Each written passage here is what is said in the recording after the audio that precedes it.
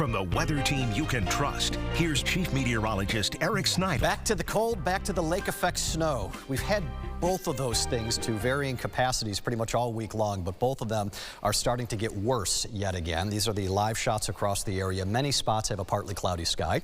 Other spots are dealing with views that look more like that as the selective lake effect snow continues to develop and will be redeveloping over the course of these next few days.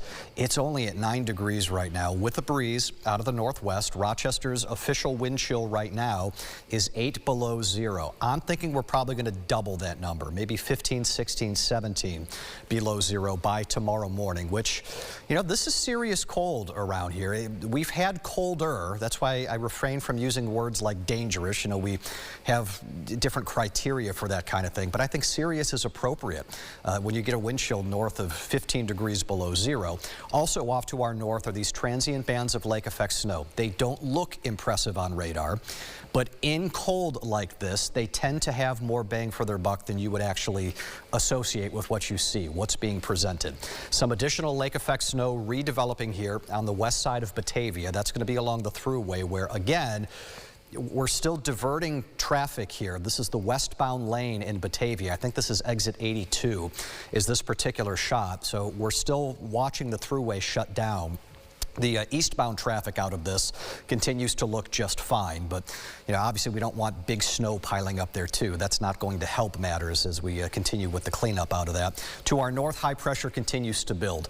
On paper, that feels like this is just going to be a cold and quiet stretch, but our problem is we have a largely unfrozen Lake Ontario, and that's not how this is going to go over these next few days.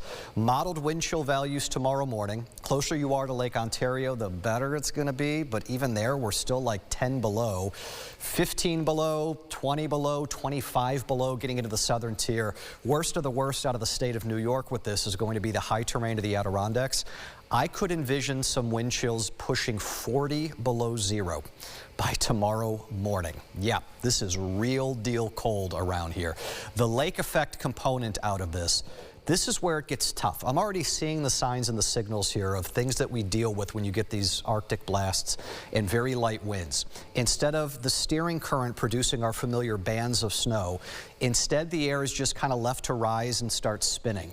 So you get these little twirls of lake effect that form within the concave and convex portions of our lakeshore, and models generally don't do a great job with that, but they can produce some appreciable snowfall wherever they end up setting up. It's just diagnosing where those are, and we know favorably it's the usual spots here that tend to have that highest probability. Folks in that pink color, north and especially east of Rochester, where those little squalls set up shop, another half a foot to a foot, probably not unreasonable through the weekend. Into next week, improvement. We're back in the 20s by Monday.